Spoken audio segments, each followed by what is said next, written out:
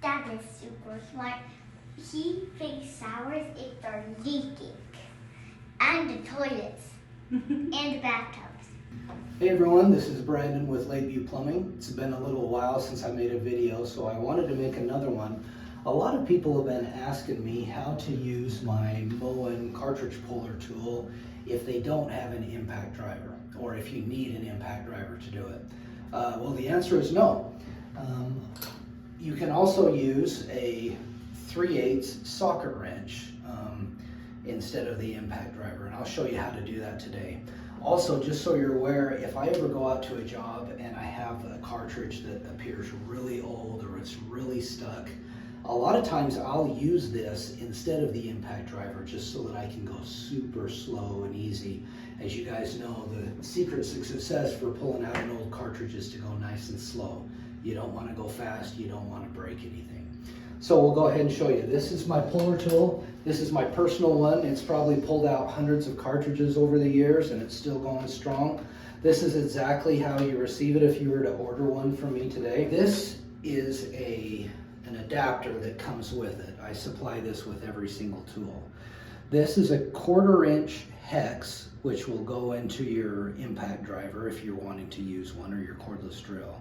And this is a 3/8 socket, and that indexes perfectly into the back of the tool. Well, for today, rather than using that, we're going to use a 3/8 socket wrench, which also indexes perfectly into the back of the tool. So I'll show you how that's done. Again, this is my personal home. I'm just going to show you, I have Moen valves in my house. So this is a Moen valve. This controls the rain head up there. You'll want to use a 7/64 Allen wrench, and that's pretty standard to get this set screw out. Once you take the set screw out, the handle just pulls out, so you can set those aside. Then you've got the handle adapter. This is what screws right into the stem of the cartridge, so you just need a Phillips head screwdriver for that. And that comes out. Make sure to not lose your screw. Then of course, you have to take out your 2 screws which holds your cover plate on.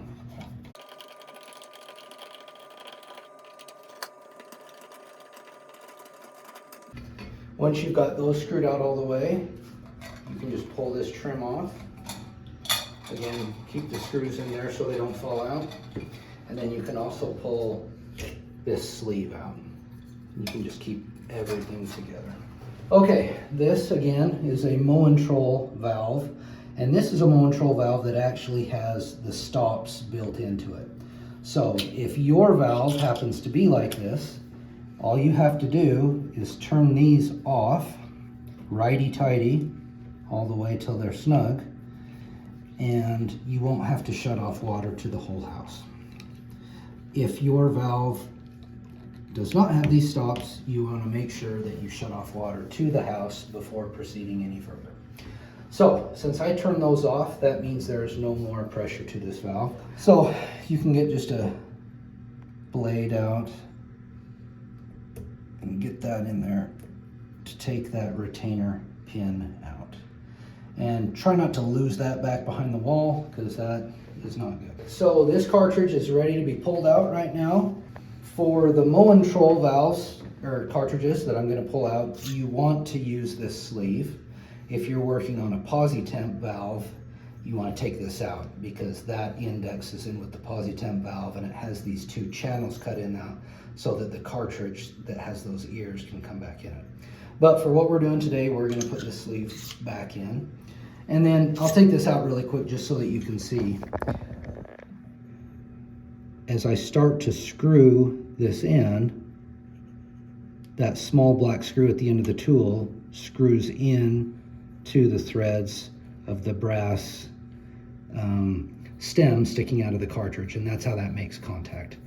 But I just took that out so I can show you how that works. For this, you want to put this sleeve back in, and then do the same thing, tighten it up.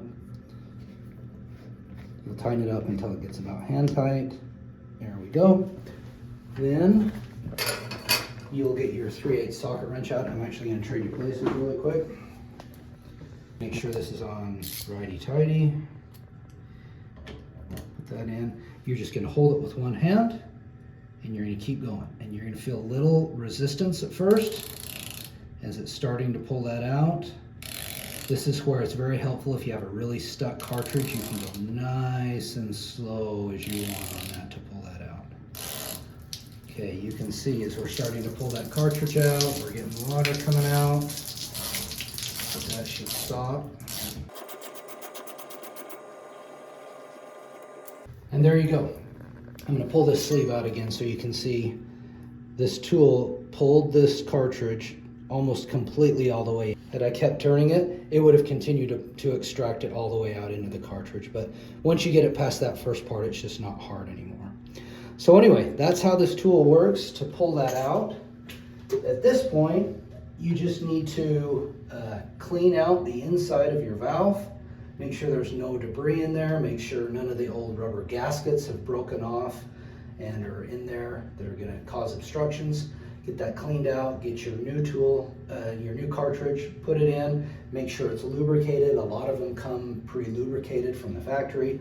Others come with just a little packet of oil that you'll want to squirt on the outside of the cartridge and on the inside of here. Get it nice and lubed up. Put the new one back in. Put everything back together just how I show you, just in reverse. Turn your water on and test it out and you're good to go. The last thing I wanted to show you is when you're done with this tool, you're going to want to make sure that you get everything dried out, because you can see everything kind of got wet as I was pulling that out.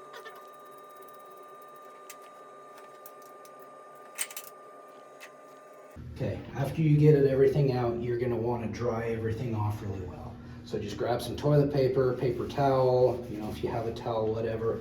You're going to want to dry everything off really good, the threads in there, dry all these out. And then after you've got it all nice and dry, I actually use for lubricant, this is just basic for air tools. So like for your compressor and your air tools, I find that's really good because it's not thick and gloopy and it doesn't get dirty. It's really thin, and I just put a nice little bit on there and run that in and out, and that way you keep all of those threads lubricated and so that nothing rusts up and keeps working good. So anyway, that's how you use this tool. If you don't have an impact driver and you want to just use a socket wrench, like I say, I recommend that for maybe the first couple times that you use this tool, just so you can get the hang of it, of how it works. And if I ever get to one, like I said, that's really, really old or really stuck, I always use a socket wrench instead of an impact driver to get it out.